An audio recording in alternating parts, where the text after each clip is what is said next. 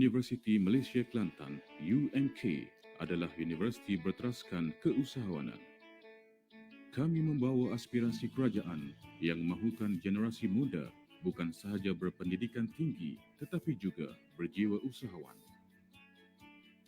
Kami dengan bangganya telah mengisytiharkan misi UMK untuk menjadi universiti keusahawanan nombor 1 di Malaysia pada tahun 2023, ASEAN pada tahun 2026 dan Asia pada tahun 2030. Ini adalah selaras dengan dasar keusahawanan nasional yang ingin menjadikan Malaysia sebagai negara keusahawanan pada 2030. Dengan itu, iltizam UMK sentiasa memastikan universiti berada dalam ekosistem keusahawanan dengan 9 fakulti termasuk pusat bahasa dan disokong oleh institut dan pusat kecemerlangan diterapkan dengan disiplin keusahawanan berteraskan inovasi. Pengurusan tertinggi universiti dibantu dengan warga kerja UMK pelbagai peringkat komited demi merealisasikan UMK sebagai universiti awam berteraskan keusahawanan di Malaysia yang disegani. Sehubungan dengan itu, Institut Keusahawanan Universiti Malaysia Kelantan UMKEI yang memayungi 3 pusat lain berasaskan keusahawanan seperti Pusat Pembangunan dan Pendidikan Keusahawanan CEED, Institut Perusahaan Kecil dan Sederhana ISMI dan Pusat Penyelidikan dan Inovasi Keusahawanan Global GERIC diperkasakan. Fakulti Keusahawanan dan Perniagaan yang menjadi tunjang kepada struktur ini telah berjaya menghidupkan rantaian keusahawanan yang kolaboratif sifatnya seperti UMK Frontier Street, Majlis Penasihat Keusahawanan, Jawatan Kuasa Keusahawanan dan Gerak Gempur Keusahawanan. Dari aspek akademik, UMK yang menawarkan 25 program ijazah dan 16 pasca ijazah dalam bidang perniagaan dan pelancongan, sains dan teknologi, serta seni dan warisan sentiasa menambah baik sistem pengajaran dan pembelajarannya untuk memastikan proses pembelajaran berlaku secara kreatif dan inovatif melalui My Academic Integrated System, MyEyes, Massive Open Online Course, MOOC, dan pembelajaran teradul. UMK juga berkomitmen kepada pembentukan graduan kelas pertama agar menjadi rebutan industri. Kolaborasi dengan sektor korporat tempatan bertaraf dunia dan juga rangkaian institusi pendidikan serantau tersohor dijalin dengan objektif memperkasakan UMK dari pelbagai sudut. Ini dibuktikan dengan peningkatan kadar kebolehpasalan graduan dan graduan yang mencipta pekerjaan melalui perniagaan. UMK turut menjunjung tinggi aspek penyelidikan, inovasi dan pengkomersilan. Perolehan dana penyelidikan, bilangan inovasi dan produk dikomersilkan meningkat setiap tahun. UMK mempamerkan prestasi cemerlang dalam pelbagai pertandingan berprestij. Dengan tagline #UMK4Society, UMK turut aktif dalam pelbagai aktiviti kemasyarakatan. Kebolehan dan bakat sumber manusia kami, termasuk pelajar, ditonjolkan semaksimal yang mungkin secara konsisten. Dengan semangat kerja berpasukan, UMK tidak menoleh ke belakang lagi untuk muncul sebagai entiti pendidikan yang disegani di rantau ini. Kami di UMK percaya kehadiran kami akan memberi wajah baru kepada pembangunan lembah ilmu. Sesungguhnya teras kami, keusahawanan, akan sentiasa menjadikan kami Universiti Malaysia Kelantan relevan, unik dan berbeza.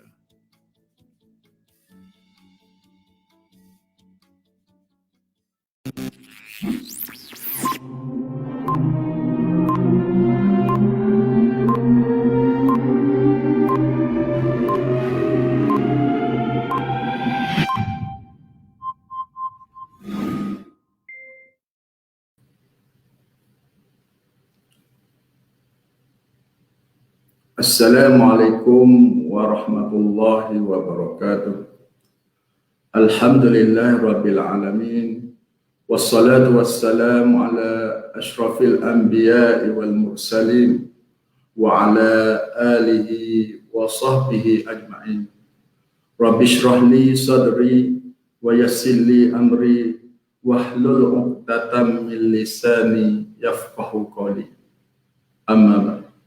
Alhamdulillah, bersyukur kita kepada Allah Subhanahu Wa Taala pada pagi ini kita dapat bersama dalam program penghayatan dan ibadah korban. Pada program kali ini, insya-Allah kita bersama Al-Fadhil Ustaz Muhadir bin Haji Joy yang kita datangkan khusus di luar sana tu bersama kita, insya-Allah. Jadi terlebih dahulu saya mengalukan kebersamaan Al-Fadhil Ustaz bersama kita pada pagi ini. Ahlan wa sahlan wa marhaban bik ya Ustaz. Ahlan wa sahlan wa marhaban bik Ustaz Khairuddin, hayakallah. Apa khabar Ustaz pagi ni? Alhamdulillah. Alhamdulillah. Alhamdulillah. Tajuk yang akan dibincangkan oleh Al-Fadhil Ustaz pada pagi ini ialah penghayatan dan ibadah korban dan hukum hakam berkaitan korban. Seperti yang kita maklum bahawa sekarang kita telah berada dalam bulan Zulhijjah. Hari ini 6 Zulhijjah Ustaz. Bersamaan dengan 27 Julai 2020. Dan insya-Allah jika tak ada mara bahaya haram melintas, insya-Allah kita akan menyambut kehadiran Aidul Adha Mubarak pada bulan Zulhijjah nanti, iaitu jatuh pada hari Jumaat, insya-Allah.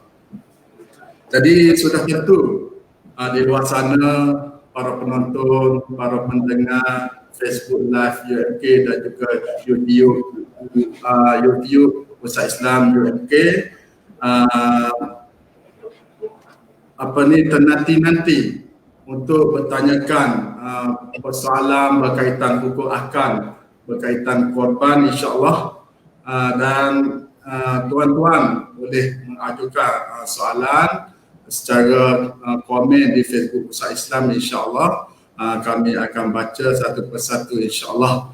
Jadi insya-Allah Ustaz Muhadir Haji Jul akan menjawab persoalan yang bermain di fikiran tuan-tuan dan puan-puan nanti, insya-Allah. Jadi teruskan bersama kami sepanjang program ini selama 1 jam. Sebelum itu, suka saya memperkenalkan sedikit latar belakang penceramah kita pada pagi ini. Al-Fadhil Ustaz merupakan asal dari Kampus Nari, Kuching, Sarawak. Betul Ustaz? Betul. Kemudian Al-Fadhil Ustaz mendapat pendidikan sekolah menengah di SMKA Matan 2 Kuching. Seterusnya mendapat pendidikan ijazah sarjana muda Al-Quran dan Hadis pada 2000 dan sarjana tafsir Al-Quran dari Universiti Islam Antarabangsa Malaysia. Beliau juga merupakan mantan pensyarah di Universiti Islam Antarabangsa Malaysia. Masya Allah, telah berkhidmat lebih kurang 15 tahun. Ini orang yang cukup hebat ni bersama kita pada pagi ini. Beliau juga telah menerbitkan dan menghasilkan lebih kurang 20 buah buku. Antara buku yang terkini ialah Sifat 20, Suatu Pengenalan Hasas dan 40 Hadis, Amalan Sedikit Pahala Berganda, terbitan Galeri Ilmu. Juga pernah menjadi kolumnis majalah Q&A dan Anis. Beliau juga memberi pengisian agama dalam slot Maulid di IKIM FM, radio, televisyen, TV Al-Hijrah, TV9 dan TV1, juga terlibat dalam menyampaikan ceramah dan membentang kertas kerja di jabatan-jabatan kerajaan. Masya Allah. Jadi tanpa melengahkan masa, saya menjemput dan mempersilakan Al-Fadhil Ustaz untuk menyampaikan ceramah pada pagi ini. Dipersilakan Al-Fadhil Ustaz. Baik. Bismillahirrahmanirrahim. Alhamdulillahirabbil alamin wassalatu wassalamu ala asyrafil anbiya'i wal mursalin wa ala alihi wa sahbihi ajma'in. Subhanaka la ilma lana illa ma 'allamtana innaka antal alimul hakim. Rabbi shrah lana sudurana wa yassir lana umurana wahlul 'uqdatan min alsinatina yafqahu aqwalana wa la hawla wa la quwwata illa billahil aliyyil azim wa la hawla wa la quwwata illa billahil aliyyil azim wa la hawla wa la quwwata illa billahil aliyyil azim. Khairu ma uhyikum bihi tahiyatul islam wa tahiyatul islami salam. Assalamualaikum warahmatullahi wabarakatuh. Wa marhaban bi wasiyati Rasulillah sallallahu alaihi wa alihi wa sahbihi wa baraka wa sallam. Alhamdulillahi rabbil alamin. Syukur kehadrat Allah Subhanahu wa taala dapat bersama dalam majlis ilmu walaupun secara online sebegini. Mudah-mudahan kita semua dirahmati oleh Allah Subhanahu wa taala. Pagi yang mulia ini saya diamanahkan dan dijemput oleh Universiti Malaysia Kelantan. Jazakumullahu khairan khairan kathira, terutama sekali kepada Al-Fadhil Dr. Azhar, pengarah Pusat Islam Universiti Malaysia Kelantan.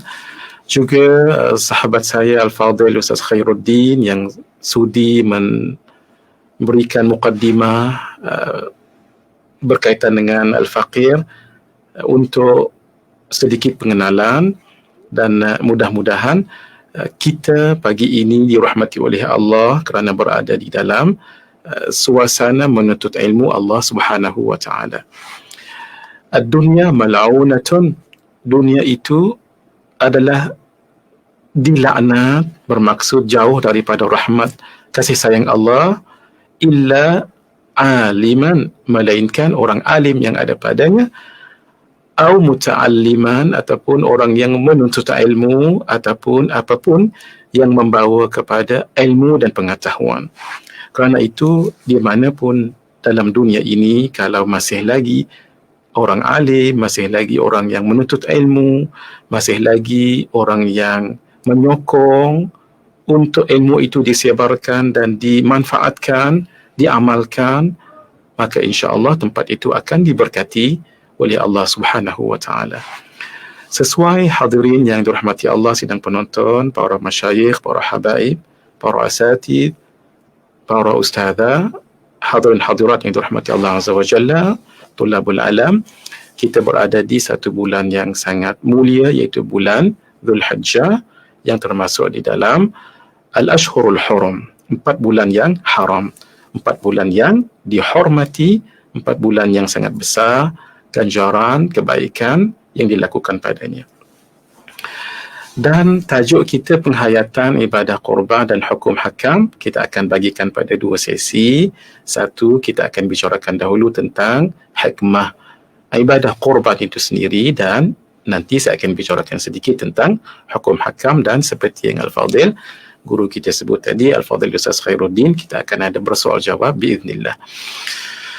Korban itu berasal daripada perkataan bahasa Arab qaruba. Qaruba bermaksud dekat. Sebab itu bila kita sebut rakan qarib, itu sebenarnya bahasa Arab. Qarib maksudnya yang dekat.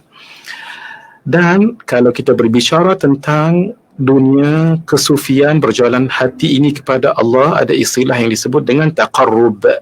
Taqarrub juga berasal dari perkataan qaruba.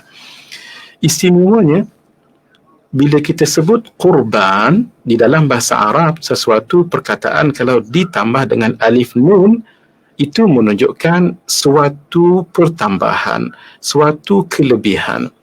Umpamanya kita sebut ghafara, mengampunkan. Jadi ghufran, Allah Azza wa Jalla sangat mengampunkan, memaafkan kesalahan dan dosa hambanya. Setiap ditambah dengan alif lam di belakang itu menunjukkan makna lebih, ataupun makna banyak, ataupun lebih dekat, ataupun banyak kepada dekat. Sebab itu bila disebut dengan bahasa korban dengan Q-nya, amalan yang dilakukan untuk mendekatkan diri kepada Allah Subhanahu wa taala. Jadi tidak ada kaitan dengan sembelihan di sini, menyembelih itu tidak ada. Cumanya nanti oleh kerana menyembelih yang disebut dengan udhiyah itu adalah satu jalan untuk mendekatkan diri kepada Allah, sebab itu kaitan korban di situ dengan sembelihan. Jadi pada asalnya perkataan qurba, perkataan qarib itu tidak ada kaitan dengan udhiyah, tetapi oleh kerana untuk kita dekat kepada Allah, salah satu jalannya ialah dengan berkorban ataupun dengan jalan udhiyah, maka sinonimlah bila disebut korban itu, maka jadilah udhiyah ataupun berkorban. Korban yang disebut akhirnya dengan udhiyah itu adalah hayawan yang disembelih kerana ibadah pada hari raya Adha, iaitu 10 Zulhijjah, dan hari-hari tasyriq pada 11, 12 dan 13 Zulhijjah, dan tujuannya mendekatkan diri kepada Allah Subhanahu wa taala. Ada 4 perkara ini barulah disebut korban udhiyah yang sah. Satu, mesti ada hayawan, dan hayawan ataupun binatang sembelihan itu yang kalau dilakukan pada musim yang tertentu akan menjadi istilahnya udhiyah ataupun korban. Kalau di hari biasa disebut sebagai adzabh. Adzabhu iaitu sembelih.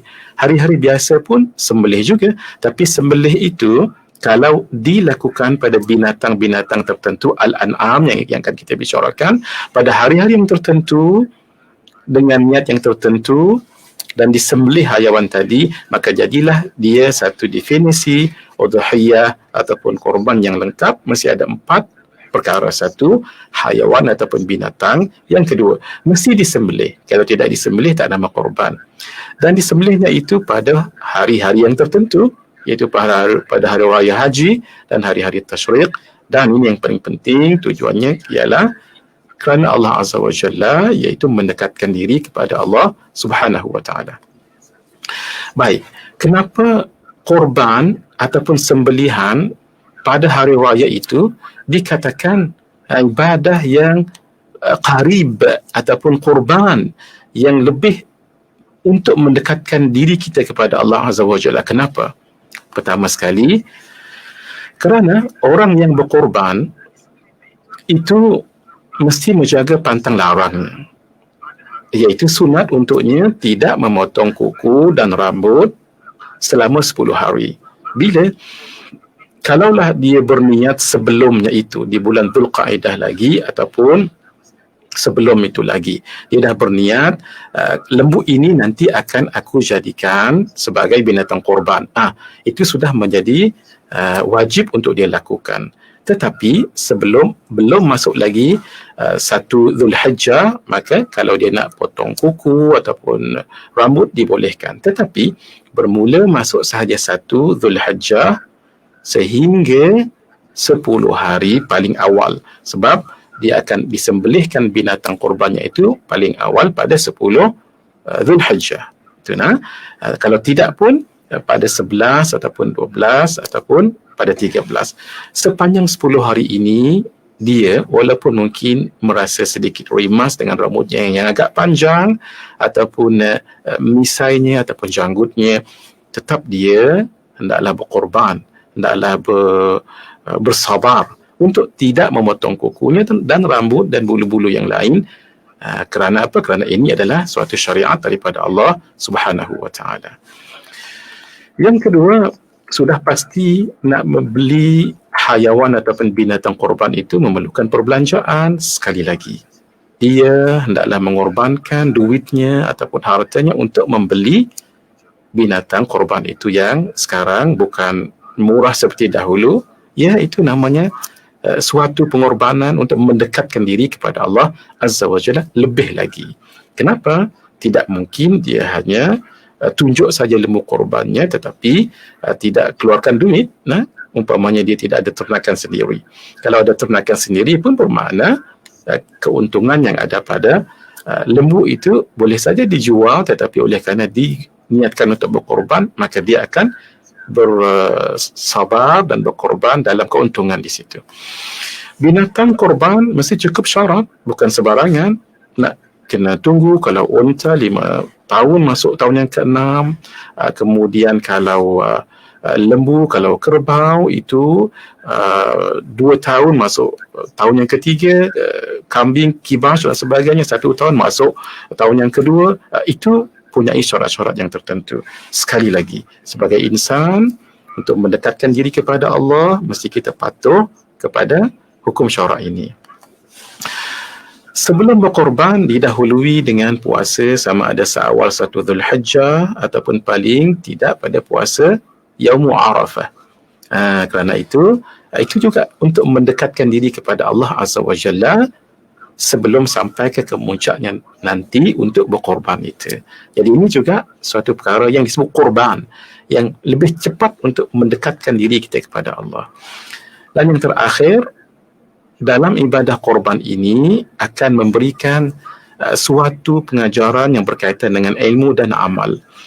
Kita bukan hanya berbicara tentang sedekah, tentang infak, tentang pengorbanan, betul-betul pada hari korban ini kita berkorban betul-betul dengan wang dan harta ringgit yang ada pada kita. Bukan hanya berbicara tentang berkorban keselesaan, betul-betul pada ibadah korban ini kita keselesaan itu dikorbankan dengan tidak memotong kuku, dengan rambut-rambut demi bulu yang lain dalam masa yang ditetapkan oleh syarak. Itu juga suatu pengamalan yang pada ilmu yang bukan hanya diteorikan ataupun dipelajari tetapi dipraktikkan. Demikian nanti tentang bersedekah, nanti binatang ini dagingnya akan dibagikan kepada orang yang tertentu. Itu juga memberikan kita suatu praktikal, bukan hanya berbicara tentang sedekah secara teori sahaja tetapi dipraktikkan. Tidak boleh tidak kalau berbicara tentang ibadah korban yang disyariatkan pada zaman Nabi Muhammad sallallahu alaihi wasallam, mesti juga kembali kepada sejarahnya bagaimana timbulnya ibadah korban ini. Seawal zaman Nabi Adam alaihi salam dan kedua orang anak baginda iaitu Qabil dan Habil. Ketika di zaman Nabi Adam alaihi salam, syariat itu boleh berkahwin dengan adik-beradik. Qabil punyai seorang adik perempuan yang sangat cantik yang bernama Iqlimah, dan Habil punyai adik yang tak berapa cantik, nak kata hodoh tidak, tapi kurang cantik, yang bernama Labuda.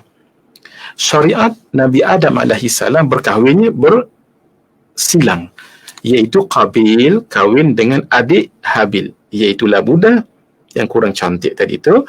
Habil kahwin dengan adik Qabil, iaitu Iqlimah yang sangat cantik. Subhanallah, ini menjadikan suatu perasaan yang tidak puas hati di hati Qabil, sebab Qabil ingin kahwin dengan adiknya yang cantik itu.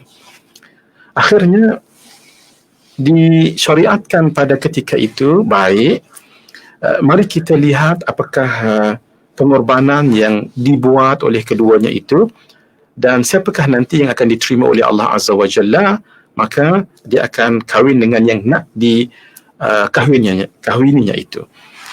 Qabil inginkan kahwin dengan Iqlimah. Lalu mesti ada suatu pengorbanan di situ.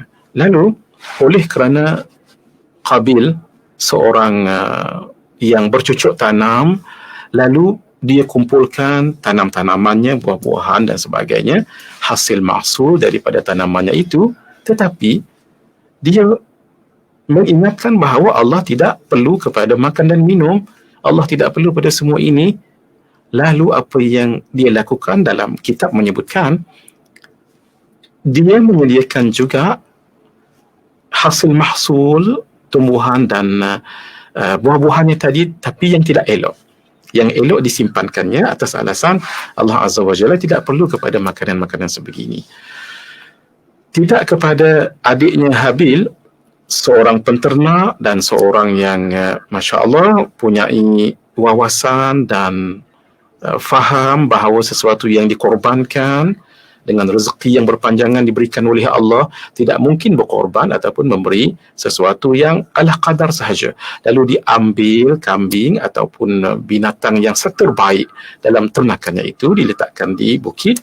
Maka akhirnya, ceritanya panjang ya, akhirnya pengorbanan yang dilakukan oleh Habil itu diterima oleh Allah Azza wa Jalla, tidak daripada Qabil, yang nantinya akhirnya akan berlaku satu peristiwa pertumpahan darah yang pertama sekali bermula di atas muka bumi ini adalah pembunuhan Qabil ke atas adiknya Habil. Peristiwa ini dirakamkan oleh Allah Azza wa Jalla di dalam surah Al-Ma'idah ayat 27. وَاتْلُ عَلَيْهِمْ نَبَأَ ابْنَيْ آدَمَ بِالْحَقِّ إِذْ قَرَّبَا قُرْبَانًا فَتُقُبِّلَ مِنْ أَحَدِهِمَا وَلَمْ يُتَقَبَّلْ مِنَ الْآخَرِ قَالَ لَأَقْتُلَنَّكَ. Bacakanlah ya Muhammad kepada mereka akan cerita yang sebenarnya tentang dua orang anak Nabi Adam yang bernama Habil dan Qabil, iaitu ketika keduanya mempersembahkan korban kepada Allah, maka yang seorang dari keduanya iaitu Habil diterima korbannya, sedangkan yang lain iaitu Qabil tidak diterima korbannya. Sebab itulah Qabil marah kepada Habil lalu mengatakan, pasti aku akan membunuhmu. Inilah pertumpahan darah yang pertama sekali berlaku di muka bumi ini. Subhanallah, rentetan daripada peristiwa itu, korban yang diterima oleh Allah berkaitan dengan binatang, bukan berkaitan dengan tumbuh-tumbuhan ataupun buah-buahan. Kerana itulah apa yang dilakukan oleh Habil akan berterusan pahalanya sampai hari kiamat. Ternyata disambung selepas itu pada zaman Nabi Ibrahim dan Nabi Ismail alaihimassalam. Kita bersyukur kehadrat Allah Subhanahu wa taala sebab kita menjadi umat Nabi Muhammad sallallahu alaihi wasallam, dan umat ini mengikut millah Nabi Ibrahim alaihissalam. Ini suatu nikmat yang besar. Kalaulah kita mengikut syariat Nabi Adam, akan dibolehkan kahwin sesama adik beradik sendiri. Kalau ini dipraktikkan, apa akan berlaku? Sebab itu sangat penting belajar satu tajuk di dalam ulumul Quran yang disebut dengan nasikh wa mansukh. An-nasikhu wal mansukhu, iaitu mempelajari ayat-ayat yang menasahkan ayat yang dinasahkan, iaitu mansukh. Kalau tidak, bukankah kita disuruh mengikut para Nabi dan Rasul? Apakah tetap kita akan ikut syariat zaman Nabi Adam alaihissalam yang berkahwin sesama sendiri? Tidak juga kepada zaman Bani Israel. Orang Bani Israel kalau ada najis di pakaian, maka hendaklah dikoyak di bahagian yang terkena najis itu. Malah kalau di zaman Nabi Musa alaihissalam, ketika kaumnya yang ingkar dan bertaubat, mereka boleh bertaubat, tetapi faqtulu anfusakum, hendaklah kamu bunuh diri kamu kalau kamu bertaubat. Ini kan kalau syariat ini diikuti. Nah, kerana itu subhanallah, kita mengikut zaman dan apa yang dibawa oleh Nabi Ibrahim alaihissalam. Zaman Nabi Nuh alaihissalam, itu umat Nabi Nuh yang tidak ikut akan ajaran Nabi Nuh. Nabi Nuh berdoa kepada Allah, Rabbi la tadhar ala al-ardi minal kafirin dayyara. Ya Allah, jangan tinggalkan seorang pun orang kafir di atas muka bumi ini. Kalau tidak, intadharhum, kalau engkau tinggalkan mereka terus hidup, maka akan jadi syirik dan mengingkari akan perintahmu, akhirnya dimatikan oleh Allah Azza wa Jalla orang-orang kafir sebegini. Tidak pada syariat Nabi Ibrahim dan tidak juga pada syariat pada Nabi Muhammad sallallahu alaihi wa alihi wa sahbihi wa baraka wa sallam, wattabi' millata Ibrahim. Dan ikutlah wahai Muhammad akan millah Nabi Ibrahim alaihi salam, termasuk di dalam perkara pengorbanan ini. فلما بلغ معه السعي قال يا بني إني أرى في المنام أني أذبحك فانظر ماذا ترى قال يا أبت افعل ما تؤمر ستجدني إن شاء الله من الصابرين. Kita lajukan sahaja syariat sembelihan ataupun korban ini di zaman Nabi Ibrahim, itu mengikut pengorbanan Nabi Ibrahim dan anaknya Nabi Ismail. Kita tahu hadirin, Nabi Ibrahim dilahirkan di Babylon dekat Iraq, menunggu Masya Allah, ada sebahagian riwayat mengatakan umur 82 tahun baru mendapat anaknya Nabi Ismail. Ceritanya panjangnya, saya tidak mahu ke belakang lagi. Kita teruskan sebab kita ada satu lagi, iaitu tentang hukum hakam. Saya akan bicarakan sedikit dengan slide yang ada ini. Baik, ada ulama mengatakan sebegini, Allah Azza wa Jalla mengajar dan mentarbiah Nabi Ibrahim sehingga jangan jangan sampai anak-anak ataupun isteri itu lebih disayangi daripada Allah Azza wa Jalla. Lalu Allah mentarbiahkan, Allah mimpikan Nabi Ibrahim pada 7 Zulhijjah, malamnya itu 8, menyembelih Nabi Ismail dalam mimpinya itu. Riwayat menyebutkan dalam mimpi betul-betul diletakkan seperti pisau di leher ataupun tengkuk Nabi Ismail dan betul-betul disembelih, dan dalam mimpi terputus. Memang akhirnya bila bangkit pagi esok, subhanallah, mimpi apakah ini? Lalu beliau melihat-lihat, memerhati, memikirkan apa yang berlaku. Maka kerana melihat itu, dalam perkataan bahasa Arab, ra'a, hari yang ke-8 Zulhijjah dipanggil hari Tarwiyah. Pada hari 8 Zulhijjah, malamnya itu berlaku lagi mimpi yang sama juga seperti yang semalam. Esok hari Nabi Ibrahim sangat tahu, araftu hadha min rabbi, perkataan araftu, maka jadilah 9 Zulhijjah itu hari Arafah. Di samping ada kaitan juga dengan bumi Arafah itu. Dan pada malam yang ke-10, hari ke-9 dalam ke-10, 3 malam berturut-turut, Nabi Ibrahim AS bermimpi yang sama juga.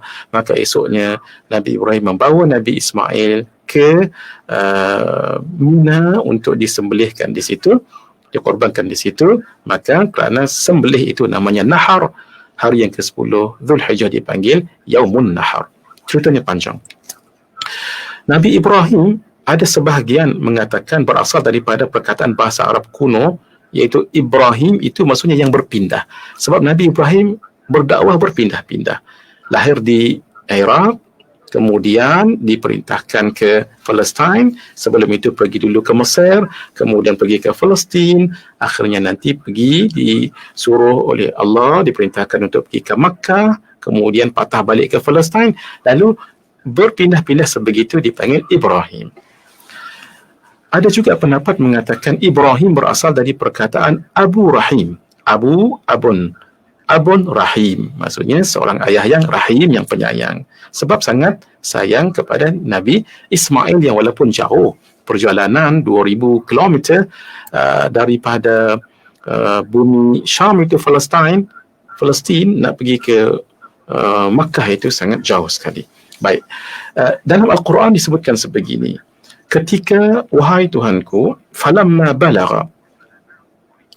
Naam, situ ada sedikit tersilap terjemahannya itu.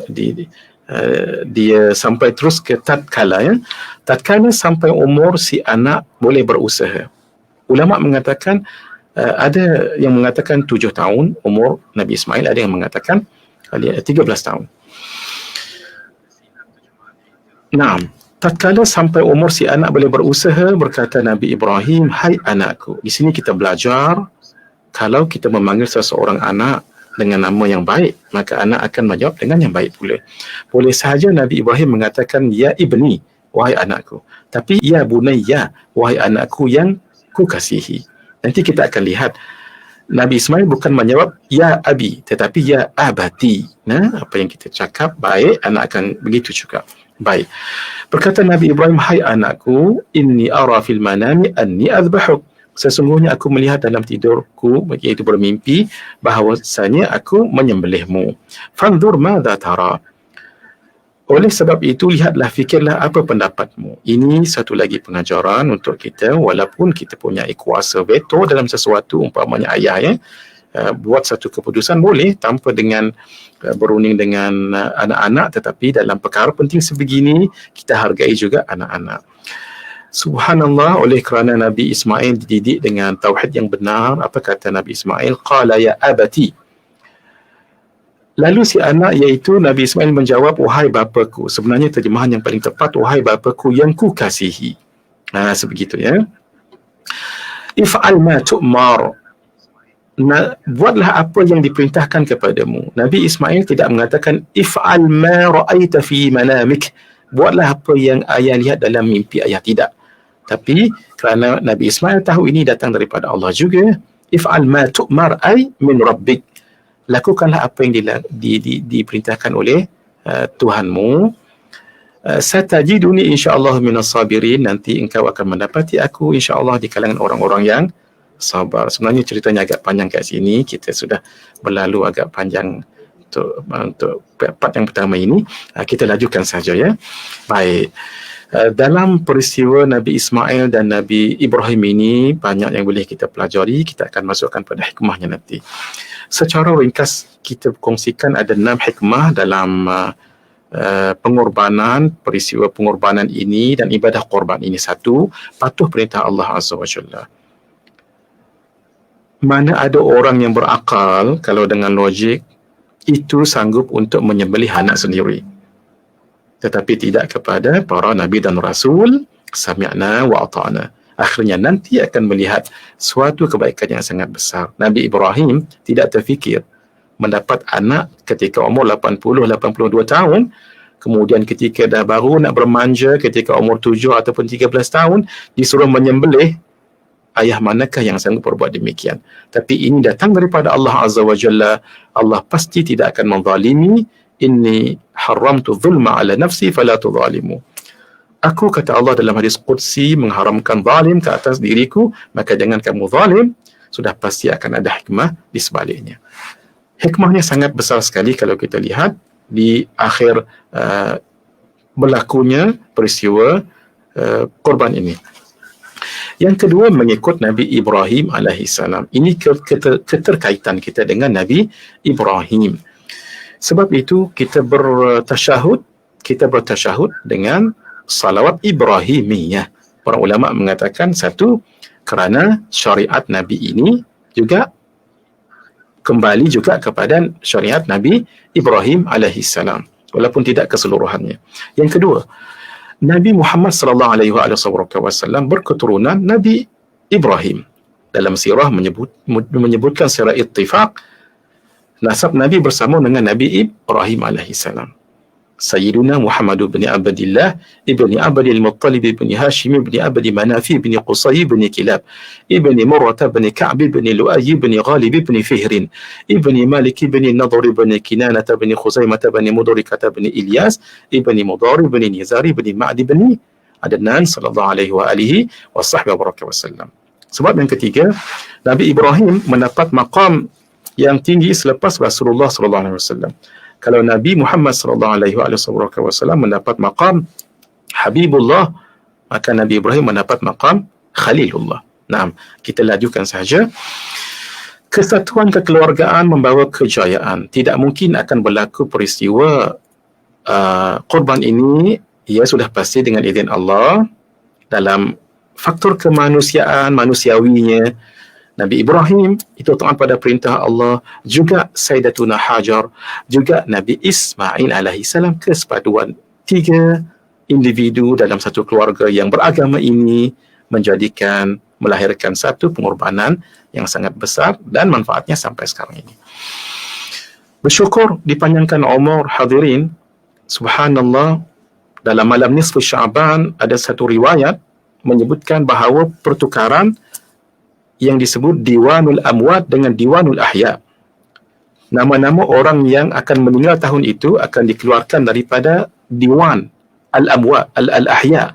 Catatan orang yang hidup, namanya akan dimasukkan ke dalam Diwanul Al-Amwat. Kalau dipindahkan namanya pada malam itu, pasti sebelum nisfu Sya'ban tahun hadapan dia akan meninggal.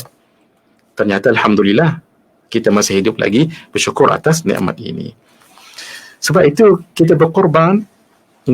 Kemuncaknya korban pada 10 hari itu dan hari-hari tasyrik, ia berkorban cara lain, bersedekah, na'am, tapi ini sebagai suatu rasa syukur yang tidak terhingga kerana dipanjangkan umur oleh Allah. Semangat berkorban bukan sahaja korban dari segi tenaga, ilmu, dari segi wang ringgit, juga dari segi semangat kita, juga untuk lebih kepada Allah SWT. Dan yang terakhir, kebersamaan dalam keluarga dan masyarakat. Kalau kita berkorban, seronok ahli keluarga kita. Sebab nanti kita boleh rasakan sama-sama itu memotong haiwan dan sebagainya dan makan daging sama-sama. Begitu juga orang-orang yang miskin terasa dihargai, nanti mereka akan diberikan daging-daging yang korban itu. Naam. Ganjarannya sangat besar sekali. Ma'amila adamiyun min amalin yawman nahri ahabba ila Allah min ihraqid dam. Innahu la ya'ti yawmal qiyamati biquruniha wa ash'ariha wa adlafiha wa anna ad-dama la yaqa'u min Allah bimakanin qabla an yaqa'a min al-ard fatibu biha nafsan. Tidak ada amalan yang dilakukan oleh seseorang pada hari An-Nahr, iaitu hari raya Aidil Adha, yang lebih dicintai oleh Allah selain daripada menumpahkan darah, iaitu menyembelih binatang kurban. Sesungguhnya ia akan datang pada hari kiamat dengan tanduknya, bulunya dan kukunya. Sesungguhnya darah tersebut akan sampai kepada ridhanya Allah sebelum ia jatuh ke bumi, tempat sembelihan. Maka bersihkanlah jiwa kamu dengannya, iaitu dengan melakukan ibadah kurban sebolehnya sepanjang tahun. Maksudnya setiap tahun kita lakukan. La yanala Allah luhumuha wala dima'uha walakin yanaluhu taqwa minkum. Daging dan darah korban, darah binatang korban atau hadi itu tidak sekali-kali akan sampai kepada Allah, tetapi yang sampai kepadanya ialah amal yang ikhlas yang berdasarkan taqwa daripada kamu. Karena itu siapa yang ada niat untuk berkorban, hendaklah dia jangan potong rambut ataupun memotong kukunya, yang itu kita sudah bicarakan tadi. Hukum asal berkorban, sekarang kita masuk pada ibadah korban itu sendiri. Tadi dari segi falsafah dan hikmah korban itu. Nah, tapi ini berkaitan dengan hukum hakam ibadahnya itu. Asalnya adalah sunat muakkadah, sangat dituntut. Tapi ia juga boleh menjadi wajib kalau dinazarkan. Ataupun kita katakan binatang ini nanti saya akan korbankan, itu akan menjadi wajib. Kita berbicara dalam mazhab kita Asy-Syafi'i. Kalau dalam mazhab Imam Malik dengan mazhab Hanafi, orang yang mampu wajib mereka berkorban. Golongan yang sunat berkorban pertama sekali Islam. Kenapa?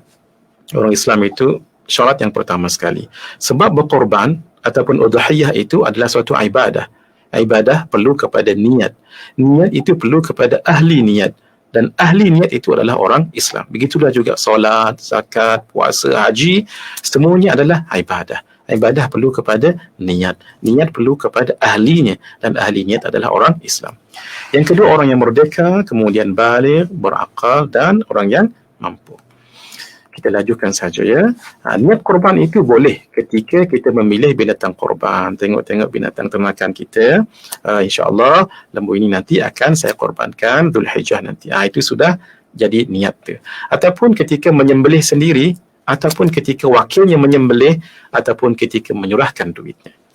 Di situ boleh kita mula berniat. Waktu korbannya bermula 10 Dzulhijjah selepas terbit matahari. Biasanya selepas kita solat tu ya, sampai nanti 13 Dzulhijjah sebelum terbenam matahari, sebelum maghrib. Jenis binatang al-an'am. Al-an'am itu termasuklah unta, lembu atau sapi atau kerbau. Dan kambing atau sejenis dengannya, biri-biri, kibas dan sebagainya.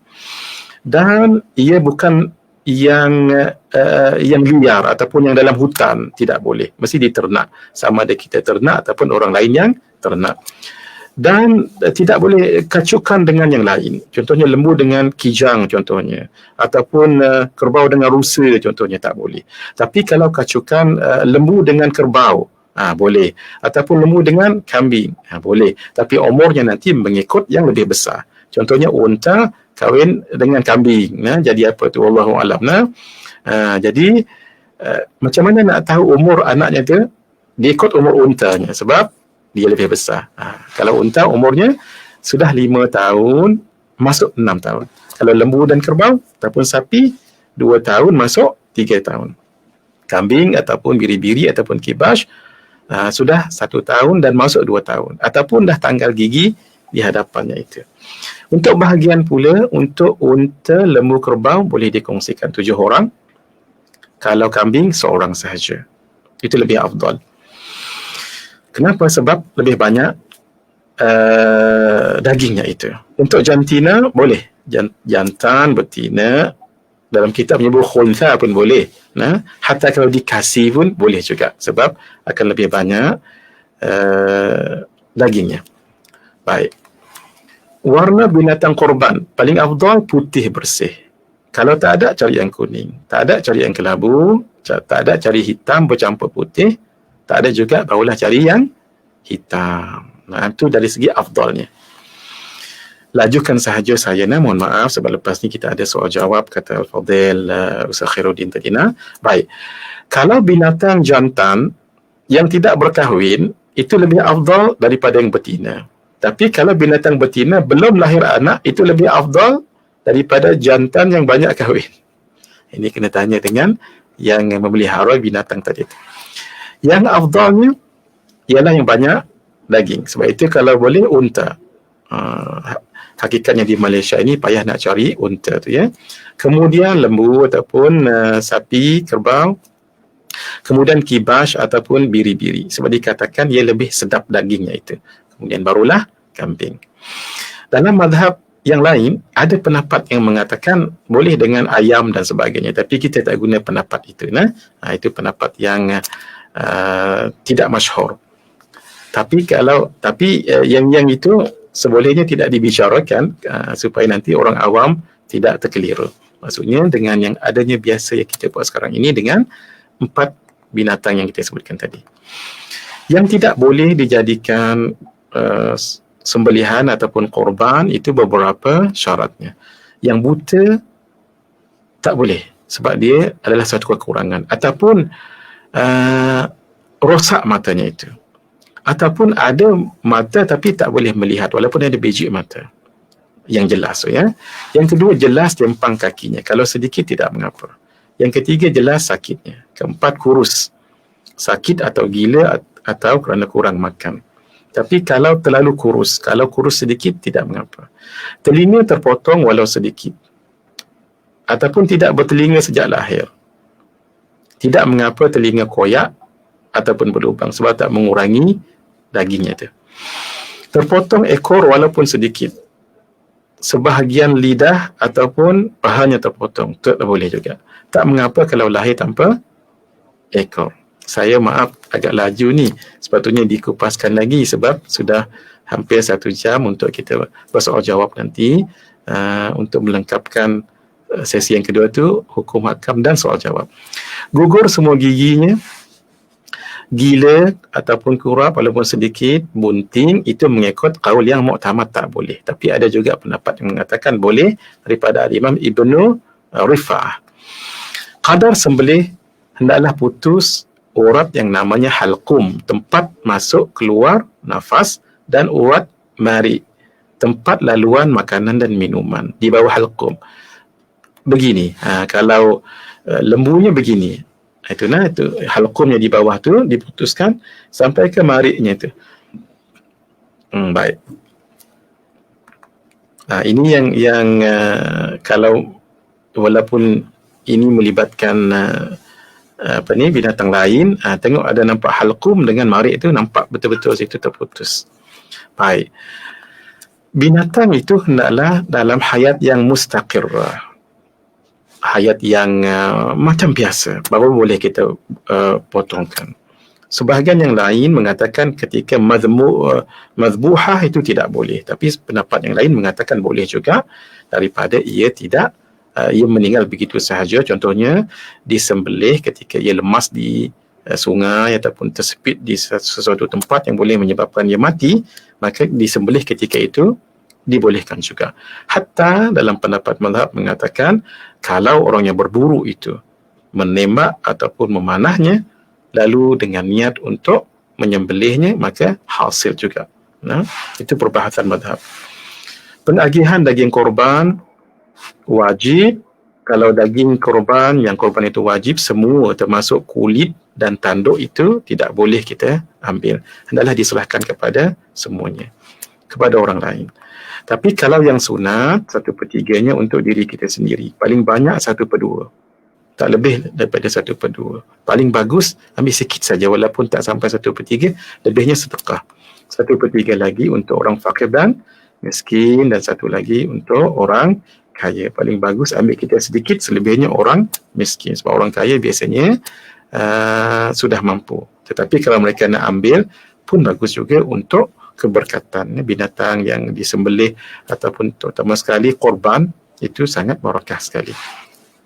Dalam mazhab kita haram hukumnya memberi, menghadiahkan atau menjual daging korban tersebut kepada orang bukan Islam, sekalipun fakir miskin itu terdiri daripada kafir zimmi. Walaupun ada pendapat mengatakan boleh, tapi kita pegang pendapat dalam mazhab kita ini, itu lebih lagi selamat.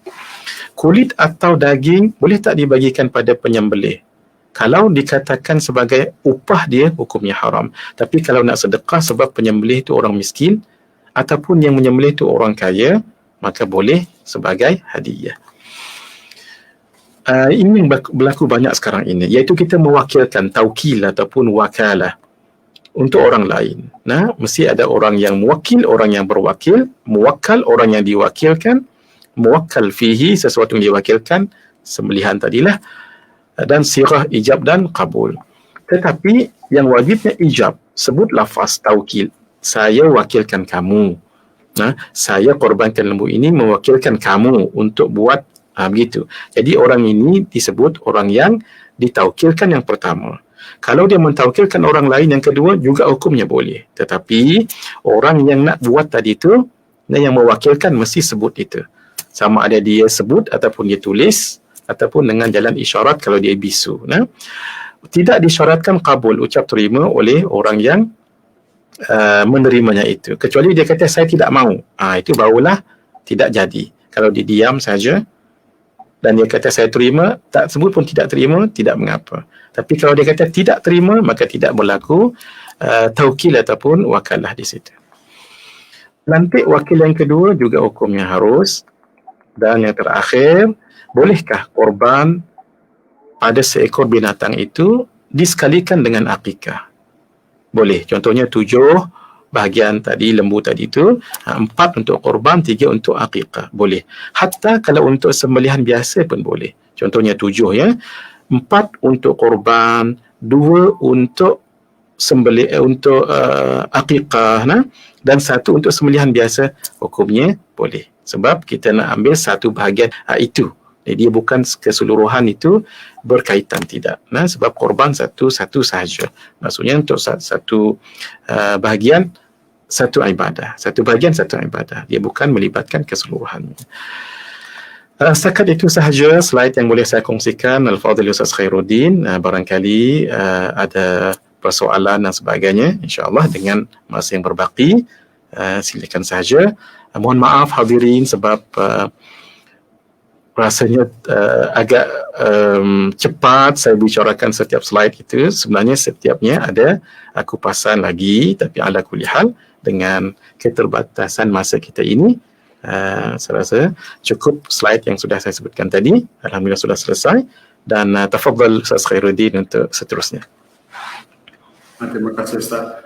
Alhamdulillah tadi Al-Fadhil Ustaz telah jelaskan kepada kita panjang lebar berkenaan dengan definisi korban, juga dalil persyariatan, sejarah korban, juga hikmah disunatkan melakukan korban. Jadi diharap para penonton di luar sana dapat sedikit kefahamanlah berkenaan dengan hal berkaitan korban, insya-Allah. Jadi kita terus pada soalan Ustaz. Tafadhal Ustaz. Bersama kita satu soalan daripada Johor, masya-Allah. Masjid Intan Abu Bakar Seri Pulau Johor. Assalamualaikum Al-Fadhil Ustaz, mohon Waalaikumsalam warahmatullahi wabarakatuh. Sekiranya si ayah berniat untuk melakukan korban bagi anaknya, adakah perkara-perkara sunat seperti tak boleh potong kuku, rambut, semua itu terpakai untuk kedua-dua sekali, iaitu ayah dan anak, atau terpakai pada ayahnya sahaja? Terima kasih Ustaz. Baik. Allahumma hidayatan lis-shawab. Pantang larang yang kita sebutkan tadi yang melibatkan potong kuku ataupun rambut itu adalah kena kepada orang yang nak buat korban itu. Jadi korban ini contohnya ayah tu nak buat kepada anak, maka yang buat nanti itu adalah anak. Jadi milik binatang korban itu adalah anaknya itu. Maka anaknya lah itu nanti akan diniatkan yang korban tadi itu adalah untuk anaknya. Maka yang tidak boleh berkorban itu adalah orang yang meniatkannya itu. Begitu ya, maksudnya kalau dia tu soalan tadi ayah nak buat untuk anak tadi kan, maka ayah tadilah yang tak boleh buat, yang tak boleh potong kuku dan sebagainya. Maksudnya siapa yang empunyanya itu, siapa yang nak buatnya itu. Maksudnya ayahnya tadi yang nak buat untuk anaknya tadi kan. Maka siapa yang empunya binatang korban itu, maka dia yang tidak boleh untuk potong kuku dan rambut. Begitu. Nah. Soalan yang kedua Pak. Puan Ainul Kausar Karim, Ustaz, bolehkah kalau suami isteri berkongsi duit untuk melakukan korban? Contohnya satu bahagian lembu itu berharga 600, maka kami berkongsi masing-masing membayar 300 bagi membayar satu bahagian korban. Jazakumullah Ustaz. Baik. Di sini dibahaskan dalam mazhab kita untuk satu bahagian korban untuk seorang sahaja. Jadi jadi untuk boleh dengar Ustaz? Boleh. Jadi kalau suami dengan isteri berkongsi itu boleh. Tetapi yang buat korbannya seorang sahaja.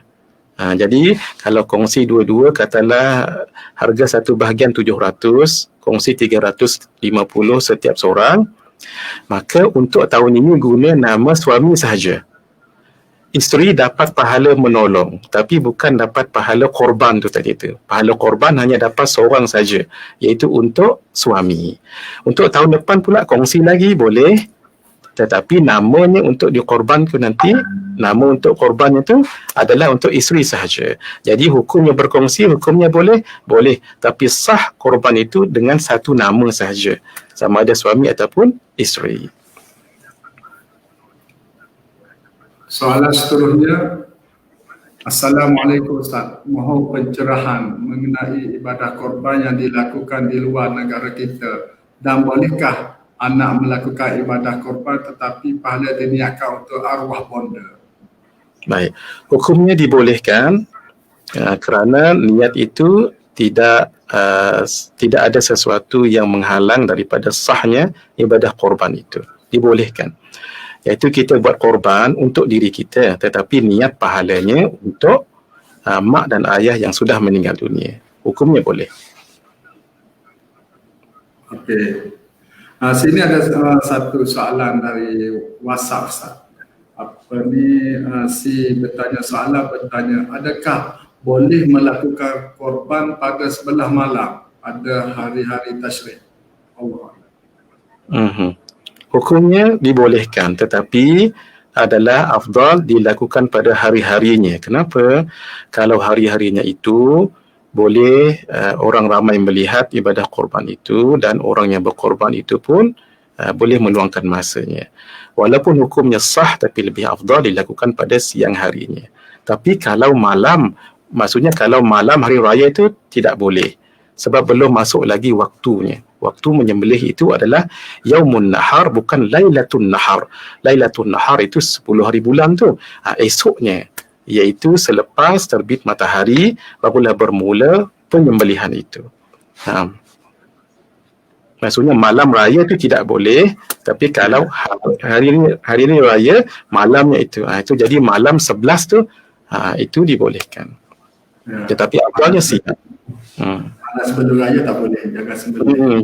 Sebelum masa sembelihannya itu. Masa sembelihannya itu, maksudnya kita menyembelih itu sembelih, tapi kerana dilakukan pada waktu hari raya dan tasyrik, maka itu bukan menjadi korban. Ia bermula pada hari raya korban. Hari raya itu 10 hari bulan, harinya itu lepas terbit matahari sampai sebelum terbenam matahari pada 13 Zulhijjah. Itulah dia masa untuk menyembelih, sama ada siang ataupun malam, afdalnya siang. Okey, Ustaz, kita mungkin ni soalan yang terakhir kot. Kita ada 2 lagi soalan. Soalan yang pertamanya ialah, Assalamualaikum Ustaz. Untuk orang yang melakukan ibadah korban sunat satu bahagian, bolehkah disedekahkan atau hadiahkan ke semua bahagian korban sunat tersebut tanpa diambil walau sedikit pun untuk dimakan? Maksudnya sedekah semuanya, tak ambil 1/3. Baik, hukumnya adalah boleh, tetapi menyalahi aula. Nabi SAW kalau berkorban, Nabi akan makan sedikit hatinya itu. Kalau boleh kita ambil hatinya, makan juga. Bukan makan mentah, makan dimasak nanti. Dan kita kalau boleh makan sedikit, maksudnya ambil sedikit, kan kita 1/3 tadi tu, tapi kita ambil sikit saja, tak sampai pun 1/3, kita ambil dan sepenuhnya baru kita sedekahkan. Itu yang terbaik. Sebab insya-Allah Ustaz Khairuddin dan semua sekali, daging binatang korban itu sangat barakah sekali. Sehingga kalau boleh jangan disimpan lama. Dimanfaatkan untuk dimakan anak isteri kita, sebab ia disembelih atas nama ibadah, maka akan jadi keberkatan. Siapa tahu dengan kita makan daging yang nanti akan menghindarkan penyakit, barangkali memberikan kecergasan kepada anak-anak, lebih mantap lagi dari segi hafalan, dari segi antibodi badan dan sebagainya. Keberkatan yang ada pada daging itu pesan guru kami. Walaupun sedikit, makan juga. Yang selebihnya lebih baik diberikan kepada orang yang memerlukan, fakir dan miskin. Okey, ini kira soalan Ustaz. Ustaz, bolehkah gabung akikah dan korban, dan apakah dibolehkan menggunakan daging korban untuk dibuat kenduri, contohnya majlis perkahwinan? Wallahualam. Hukumnya boleh kalau cukuplah, sebab untuk dia 1/3, kemudian 1/3 lain lagi untuk orang lain pula. Nah, 1/3 lain untuk orang lain pula. Cukup tak makanan 1/3 tu untuk buat kenduri begitu ya. Kalau banyak itu khair saja. Kalau tidak, gunalah yang lain. Persoalan di sini boleh tak boleh, hukumnya adalah boleh. Nah, tapi bahagian dia tu tadi tu, setelah dibagikan bahagian-bahagian yang 2/3 tu kepada yang lain, untuk dirinya terpulang padanya sebab itu adalah miliknya. Cuma banyak tak banyak itu sahaja. Okey, rasanya semua para penonton di luar sana tu dah jelas rasanya berkenaan dengan persoalan yang dilontarkan tadi, insyaAllah.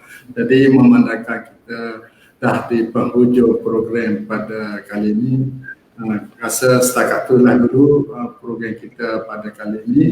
InsyaAllah kami dari Pusat Islam, kami merakamkan berbanyak terima kasih kepada Yang Berbahagia Al-Fadhil Ustaz Muhaddir bin Haji Joel atas kesudian untuk bersama kita pada pagi ini. InsyaAllah kita akan berjumpa lagi pada masa-masa akan datang, insyaAllah Ustaz. InsyaAllah. InsyaAllah. Jadi kami merakamkan sekali lagi ucapan terima kasih dan saya akhiri program pada kali ini dengan aqulu qawli hadza wa astaghfirullahal azim wa lakum. Wassalamualaikum warahmatullahi wabarakatuh. Waalaikumsalam warahmatullahi wabarakatuh.